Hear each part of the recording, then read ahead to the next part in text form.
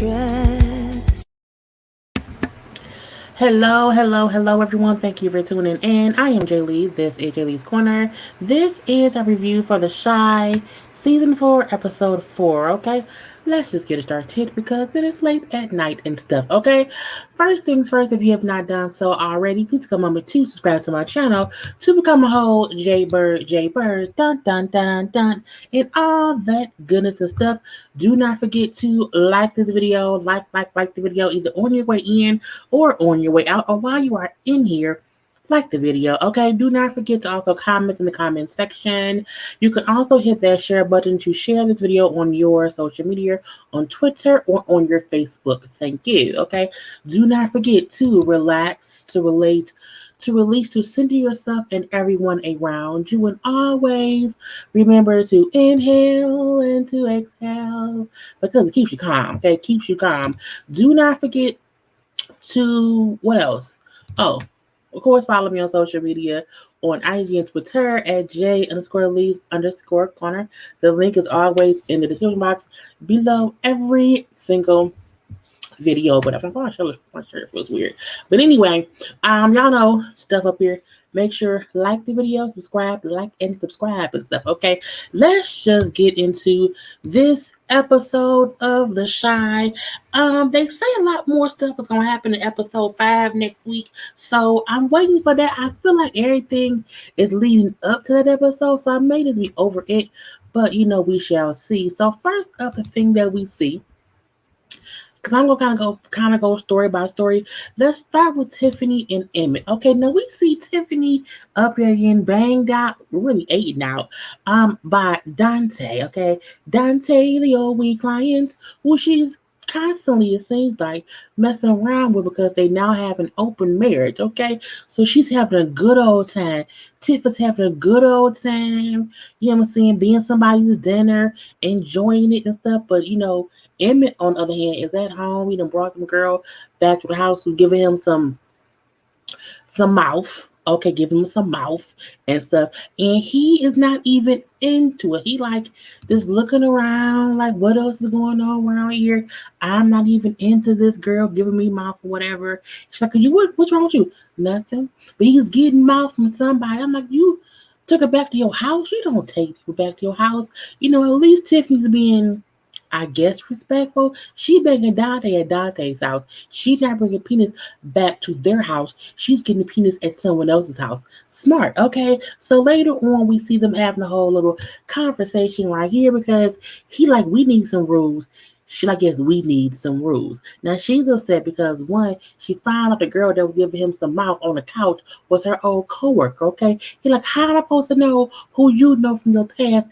I don't know your coworkers. You can't bang nobody in it that I know. Anyone I don't like and anyone who I used to work with. We need some rules, Emmett. We need some rules, okay? Now he don't like it because she out here basically just fucking Dante, okay? And it's always at his house. You have to play in the house with him. I'm looking like, I mean, she shouldn't play house, but open is open. At least you know where she at, okay? And then they want to discuss what's the rules of this. So she's like, it can't be nobody I know. It can't be this, can't be that. Now he then say, well, I feel like you should not be able to keep banging out Dante. Oh, so you want me to have, multiple dicks? You want me out here fucking multiple people? Is that what you want him? He's like, well, no, that ain't what I want. And it's hard because they both want to have their own set of rules. She don't want fucking anybody she know. However, he don't want her just fucking Dante. And she's like, you can't. Dante with the 4 rules came along, so you can't put him in the rules. I'm like, I mean, the rules is rules. They have a third conversation and come to the conclusion that okay, she can keep begging out Dante because that's what it is or whatever. Because again, you don't want to make them messing with people. And then she's like, don't bring nobody home, don't bang nobody in the car, okay? And just be smart. I don't want you letting anything get back to me about what you're doing. Make sure they know you married. He like, but some women don't want to bang, a married man. I don't care, get your free spirit or whatever. But again, these are the rules. So they come up with some rules. I'm looking like them rules is messy. It's not gonna work. We're gonna see what's going with that. Anyway, we see Rosalind and Tracy. Now we know Tracy then banged out the mayor or let the mayor bang her out. And so now she's at the house or whatever. And she wants to leave. But Rosalind is like, hey, you caught up in the lions, then now you done bang the mayor and don't know how deep in the den of lions you have failed. Okay, you can't leave. I'm not trying to take you back, against your will. However, there are a whole bunch of protesters downstairs because people are upset because he, canceled the police or defunded the police. So you can't leave just yet. So sit down, have some breakfast, ask the chef to cook something for you, okay? While she coming down in that man's shirt, I'm like, you came downstairs in that lady husband shirt. I'm like, people really got here pulling the Porsche because she fucking that lady husband. Now the mayor is also, acting as if he's not a married man, fucking a lady and he is a wife.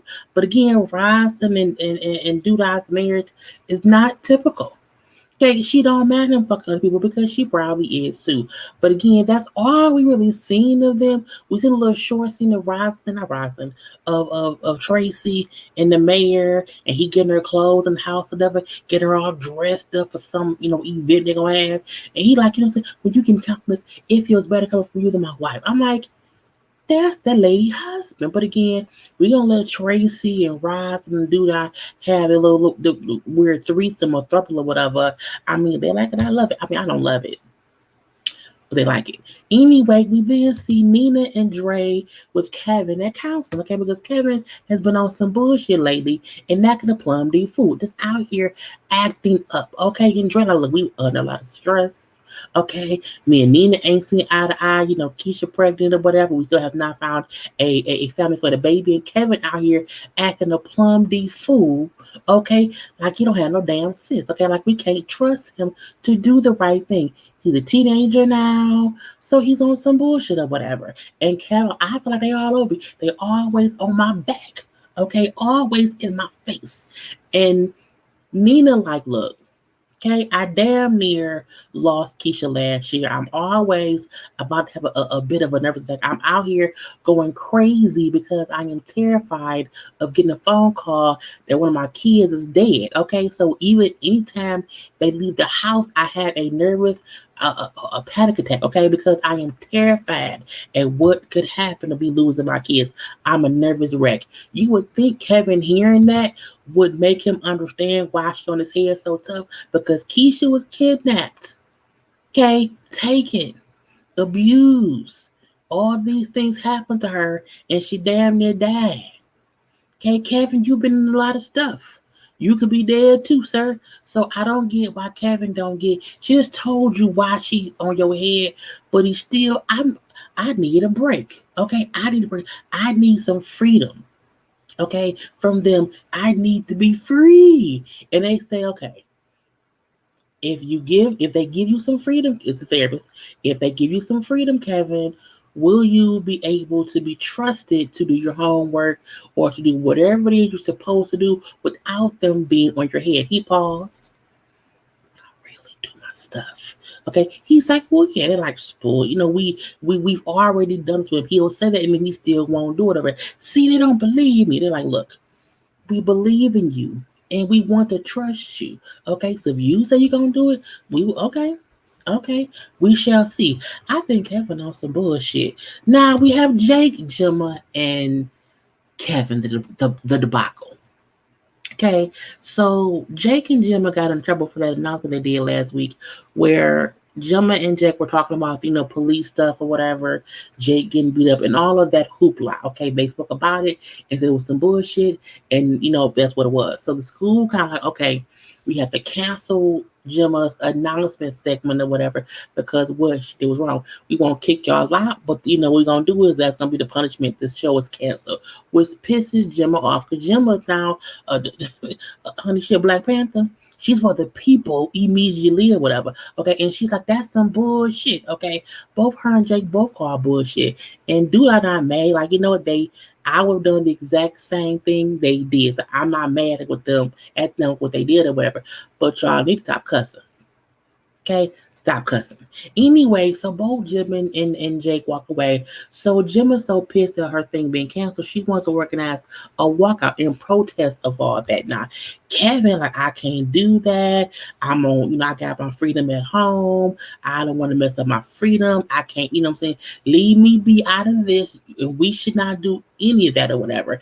And Jake is like, I'm tired of being a good old boy. I want to, you know, I don't owe this school shit. So we gonna walk out, let's walk out, fuck it, okay? And Kevin feel like you shouldn't do that. We can't afford to get in trouble here.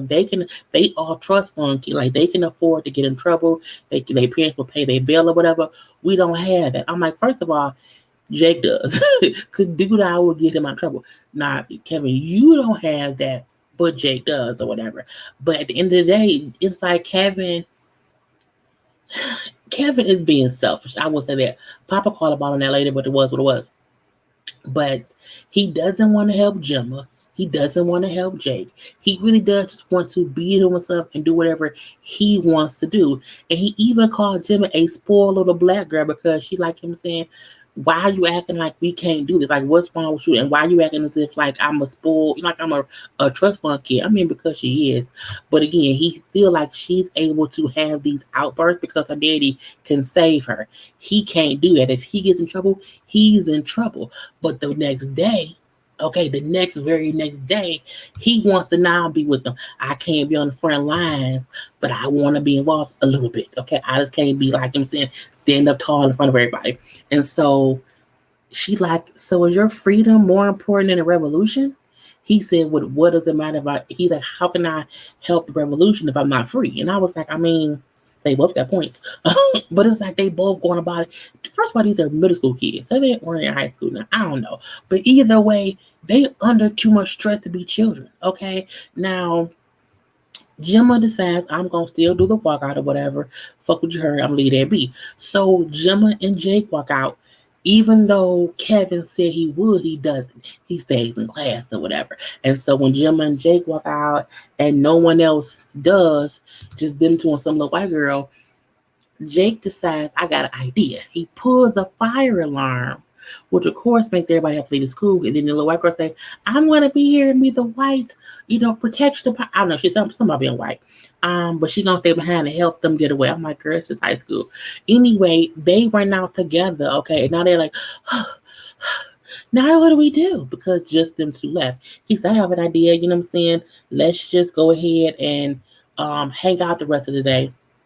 Don't go home, but don't go back to school. We'll hang out in the hood. I'm like, girl, Gemma wants to be a good girl, turn bad so bad. Somebody help Gemma. And Jake, what is you doing with your homie's girlfriend? Okay, you should not be hanging out with your homie's girlfriend. Now, when Papa does see Jake, well, not Jake, when Papa sees Kevin, who's calling Gemma, and she ain't responding, he like, look, you can't not want to help her and then make up with her, whatever. You can't not want to help anybody and still want what you want. You need to go online and beg for her forgiveness on my podcast. I was like, okay, is that where we're going with Papa's character? Papa pops up to do podcasts. Okay. Anyway, I'm sorry, Gemma. I love my girl or whatever. Come back to me. I'm paraphrasing. I don't know. But I'm like, I guess that's fine. I didn't really care that much though. We're gonna leave that be. Now Amani trying to help one of the girls, the same girl who came to her shop to get her hair done. She wants to get her out of captivity, and she has the girl meet her at like the store because Nook is always watching. So she only has like spur moments where she's free and not around him. So Imani was also in the store, have got some stuff for the girl so they can talk without the girl having to get the items. And she gives the girl a cell phone, say, hey, meet me somewhere. Okay, I'm gonna meet you under the viaduct on 5th Street at 10:30 because I can sneak away. And she say, fine, fine, fine. So that's their plan. Imani wants to help. However, when she going away for the girl never shows up. And so that pisses Imani off. Imani then goes to Tracy, y'all know who's helping run the community outreach or whatever. And she's complaining that no one is helping these girls. Like, no one is trying to help them not be trafficked. She's like, first of all, who are you? What's going on? Oh, you're a trickster. Okay, fine. First of all, I've been trying to get that whorehouse or that house shut down and raided for a long time. Just because you don't see it in the news does not mean that things are not happening. But I can't get the cops to go raid it because again, it's just not their priority. And when Trig brings up how it's because the girls are not technically there against their will. They want to be there even if they're scared to leave. They can leave, but they won't because they can't because he may kill them. So technically they're not being held, but we know they are being held against their will. So Trig then say, look, I'll go talk to Nook to at least find out where the girl is at who did not show up to meet you, okay? Because at this point, Amani's on a warpath because she like, you won't do shit, so I need to do it. If I can get it done, whoever isn't helping me is hindering me and I'm pissed off. I'm like, girl, calm down. And then she said, well, do it, okay? Because if you can't handle this shit quietly, I will handle it loud as fuck. I'm looking like Imani is going to get someone killed, okay? Probably Trig. Anyway, so Tracy said to Trig, how are you going to help run the neighborhood if your own house is not in order? Meaning your girl came down here tripping. Okay, basically saying fuck you. I'm not gonna say that. Imani is emoting emotion, but she's also emasculating Trig by not listening to him saying, I can't fix everything. And you want me to go out here and be pew, pew, pew, pew, pew, pew. You gonna get me killed trying to do things for other people. And I'm trying to do things for us and my brother. You is off focus. Okay. Anyway, so we do see Keisha meets with another family. They was weird, girl. I was like, the way she dressed. She a school mom? Home on the range or whatever. I was like, don't do that. Anyway, so this is another family. Okay, now they already have 3 adoptive children. She's like, do y'all tell them they adopted? She's like, well, yeah, we don't like our kids. They know that they came from someone else's tummy, but they were made from our love. I was like, okay. Anyway, so she's like, well, how many kids y'all gonna keep adopting? Oh, we hope this will be the last one. Anyway, Keisha felt some kind of way from the door. Okay, from the moment they walked in, she was like, I don't know. Okay, so when they were leaving or whatever, because Keisha didn't trust these folk. Okay, so when they was leaving or whatever, the husband then say, "It's a great thing you're already doing what God wants you." She's like, "God, what you doing? What God wants?" Because you didn't have the abortion, that was God's will for you not to abort the baby. So you also give the baby to a good family. It's also God's will. She's like, God wasn't the reason I didn't get an abortion. He said just everything's about God's will. We are devout Christians. We live by the Bible, and our children do the same. We live strictly by the word. And she was like, oh, okay. And I'm like, well, they're not getting that baby. Okay, anyway, so she goes and she meets with Tabitha Brown, who I don't know her name is. So here's somebody call her Tabitha. And she goes to her to ask her some more questions or whatever. But now remember, she told her before, I want my child raised in a 2-parent household, and that's why she did not pick Tabitha at first. So they chatting or whatever. Now Tabitha's an architect, and so she would go see her at her job, and she looked at the plans or whatever, seeing how these were the plans for a building, and that's the actual building that was built. And she's like, how do you do that? Like, how do you make things out of the plans? Like, how do you build it out in your mind or whatever? And she said, well, because it's my job to see a pile of rubble and then make something beautiful because I build buildings. What do you see with me? Like, if I was a building, what kind of building would I be? And she's like, oh, you would be strong and sturdy, survive fires to hurricanes, and you'll be too strong to be destroyed. And I think that meant she recognized Keisha been through some shit, and she's a very strong person based on her life circumstances or whatever. And that was real cute. So again, as they was leaving, Keisha starts having stomach pains or whatever, and so her and Tabitha Brown have to go to the hospital. Okay. Now we do see Trig goes to see Nook, pulls up on our side in the dark. Okay, with Trig is by himself, and Nook at who all them guys with him, whatever. He likes a world girl at. tell your bitch, man, her bitch. And I'm like, why she gotta be a bitch or whatever? And then Trig pulls his gun, which makes nut color people, he man, he ain't gonna kill me. Nigga, I ain't gotta die. Now where the fuck she at? Okay, stop with this bullshit. I'm looking like, okay, now look, I almost don't like how they're going with Trig's character because like now he's really not even focused on Jake. Imani is taking his eyes off what the prize was. His brother. Okay, and Trig looked like he finna have 4 strokes. He looked stressed. Check his pressure. Anyway, so we see Dre.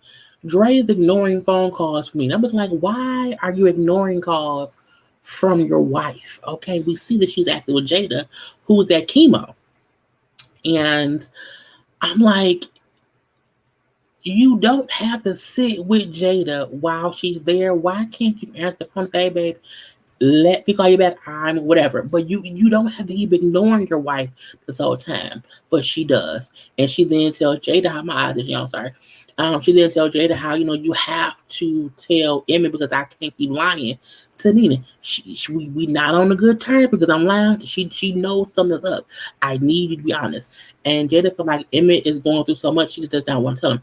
You need to. Immediately or whatever. My eyes itching so bad. Anyway, so we then see Emmett comes by to drop off his son. To his mom to babysit or whatever. I'm like, And when he does that, Jada's boyfriend, young dude, answers the door. He like, you still here? Where mom at? He like, she in the back, she resting. But why? Cause y'all keep fucking. You know what? And so he's ragging on the boyfriend who know Nina's has cancer. And so he looks like this nigga don't have no idea. Whatever. So they walk in, he like, man, where's she at? He like, she's in there in the bathroom. And you see her on the floor throwing up in the toilet or whatever. You pregnant, mama? And he's like, no, she's not pregnant, okay? Because boyfriend is tending to Nina, as she's hugging the toilet because again, chemo makes you sick. And so she says, Emmett, I have cancer. And the look on his face, he was speechless because I think he realized one, didn't notice it, 2, didn't see it, and I've been giving her hell about something, not knowing this is the reason she's been tired. This is the reason she's been sick. Because he even said, like, is she tired because y'all keep fucking? And he was like, who says that? Emmett is a child sometimes. And I think his mom telling him she had cancer, like in that moment, he grew up. He can't keep thinking about, because young dude has been taking care of your mom since she's been sick. And so, he just kind of doesn't hear anything after my eyes itching so bad, y'all. When she says that. So we do see that he goes home and Tiffany's there, whatever. He, puts the kid to bed. And then Tiff says, what's wrong with you? He like, how do you always know when something's wrong? And she's like, what's wrong with you? Because she can tell something was up. And he don't say shit. He just sat in the chair and started crying. And I was like, oh my God. It was so sad.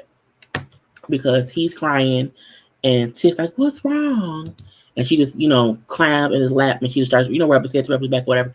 And, just holds him as he cries. I was like, oh, that's so sad. Now we then see Keisha. Keisha's in the hospital. And, Tabitha took her, so Nina met her down there. Now the whole time we seen Dre ignoring Nina's calls. She was calling because Keisha's in the hospital. And the doctor was telling her that she would have to be induced because her blood pressure is so high. And so Tabitha's like, are you sure? Do you not want to run some tests? He's like, well, no, that's what it is or whatever. You need to, just be induced today. And they're like, what? And so when the doctor walks away, the evening time,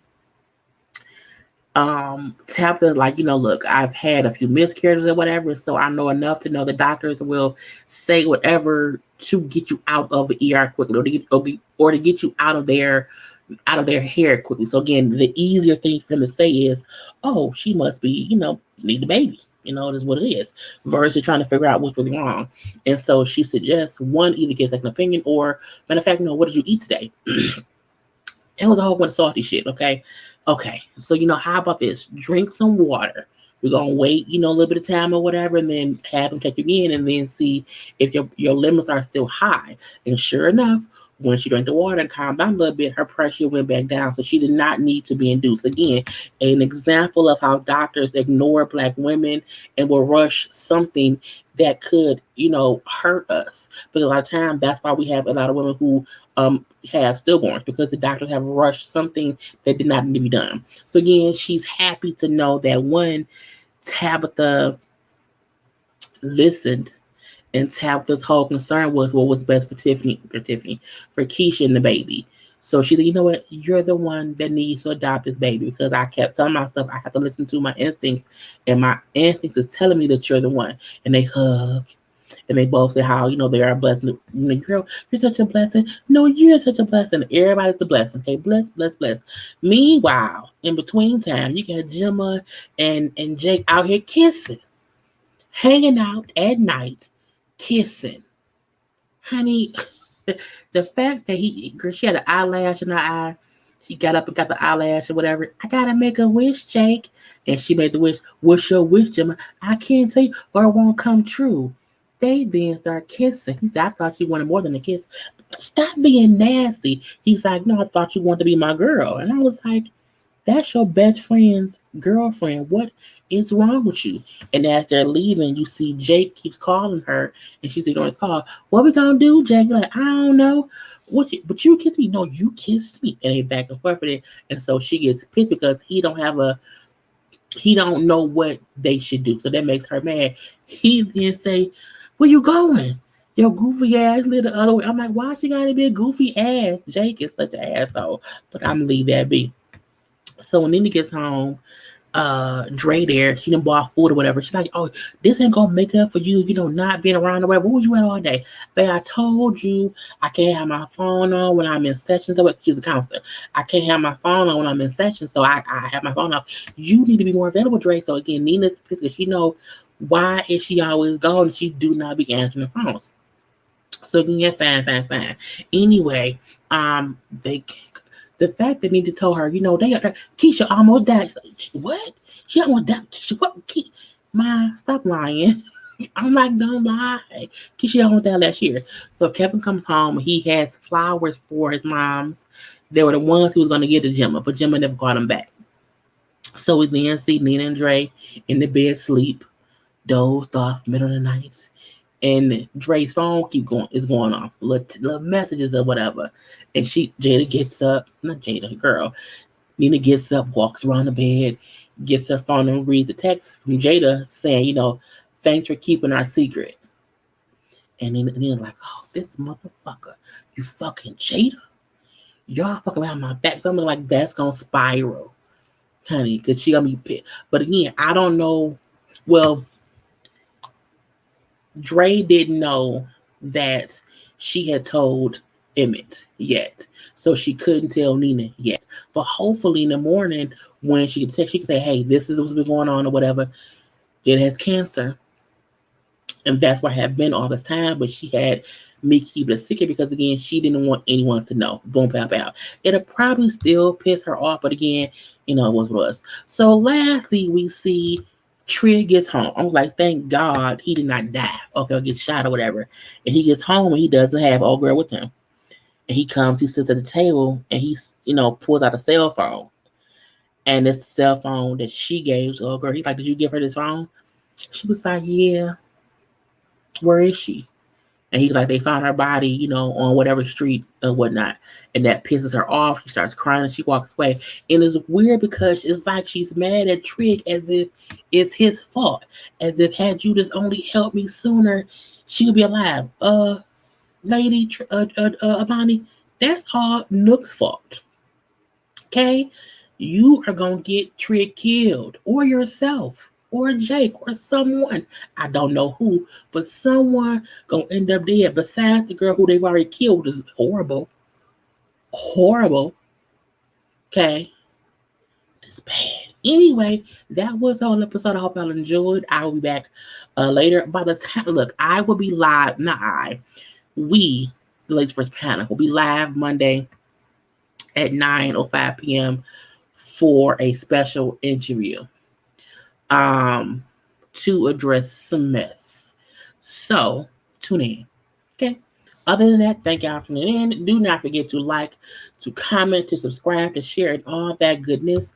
And I am done. Do not send your coach via text. Keep it for yourself or let him come get it. Peace.